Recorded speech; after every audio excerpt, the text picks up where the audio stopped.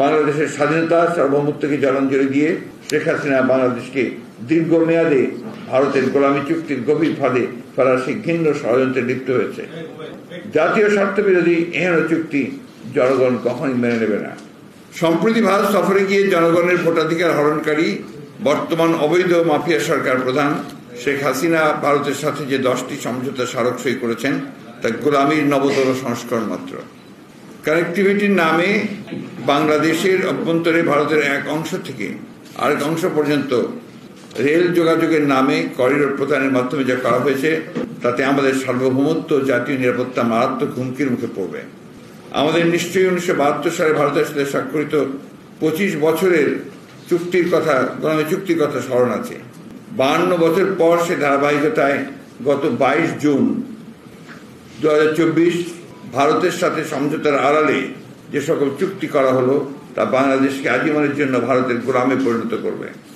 এর ফলে বাংলাদেশের জাতীয় নিরাপত্তা বিপন্ন হবার আশঙ্কা দেখা দিয়েছে। এসব চুক্তি স্মারকের মাধ্যমে আমাদের দেশের প্রতিরক্ষা ও জাতীয় নিরাপত্তার বিষয়টিকে ভারতের জাতীয় প্রতিরক্ষা ও নিরাপত্তার অংশে পরিণত করা হয়েছে, যা খুবই বিপজ্জনক ও দেশের স্বাধীনতার প্রতি হুমকি। এটি শান্তিপূর্ণ সহাবস্থান ও জোট নিরপেক্ষ নীতির পরিপন্থী। বস্তুত এ সকল সমঝোতা চুক্তির মাধ্যমে শেখ হাসিনা বাংলাদেশকে আঞ্চলিক ভূ রাজনীতিতে নিরাপত্তা কৌশলগত বাফার স্টেট হিসেবে ভারতকে ব্যবহারের সুযোগ করে দিতে চায়। এর ফলে বাংলাদেশ নিশ্চিতভাবে আঞ্চলিক ভূ রাজনৈতিক প্রতিদ্বন্দ্বিতা জটিলতার মধ্যে জড়িয়ে পড়বে। যে 7টি সমঝোতা স্মারক নতুন করে সই করা হয়েছে সেগুলোর প্রায় সবগুলি বাংলাদেশের উত্তরাঞ্চল কেন্দ্রিক। প্রয়োজনের সময় বাংলাদেশ ভূখণ্ডকে ভারতের সামরিক ও বেসামরিক পণ্য পরিবহনের জন্য কৌশলগতভাবে অত্যন্ত গুরুত্বপূর্ণ চিকেন নেককে বাইপাস করে ব্যবহার করার সুদূর প্রসারী মহাপরিকল্পনা থেকেই এসব সমঝোতা চুক্তি করা হয়েছে বলে আমরা মনে করি। বাংলাদেশের স্বাধীনতা সার্বভৌমত্বকে জলাঞ্জলি দিয়ে শেখ হাসিনা বাংলাদেশকে দীর্ঘমেয়াদে ভারতের গোলামী চুক্তির গভীর ফাঁদে ফেলার সেই ঘৃণ্য ষড়যন্ত্রে লিপ্ত হয়েছে। জাতীয় স্বার্থ বিরোধী এহেন চুক্তি জনগণ কখনই মেনে নেবে না। শাসক গোষ্ঠী দাবি করে যে গত 1.5 দশকে বাংলাদেশ ভারত সম্পর্ক অনন্য উচ্চতায় পৌঁছেছে, কিন্তু সম্পর্কে তথাকথিত সোনালী অধ্যায়ের সময়কালে বাংলাদেশের জনগণের তরফে প্রাপ্তি শূন্যের কোঠায়।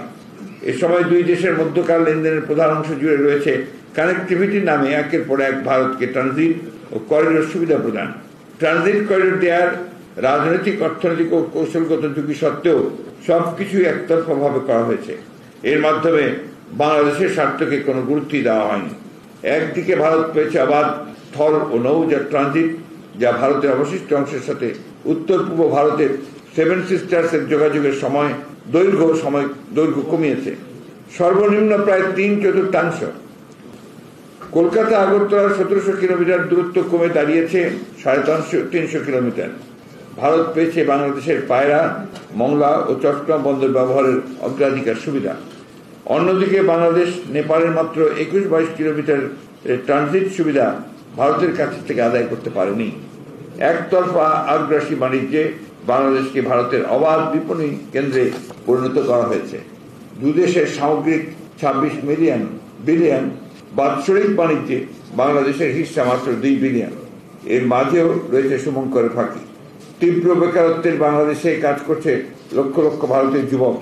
ভারতের রেমিটেন্স আহরণের প্রধান উৎসের তালিকায় বাংলাদেশের অবস্থান 4 নম্বরে।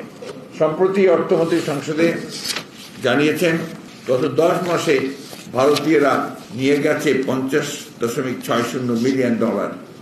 আমরা জানি এর বাইরেও অবৈধ পন্থায় নিয়ে যাচ্ছে লক্ষ লক্ষ ডলার।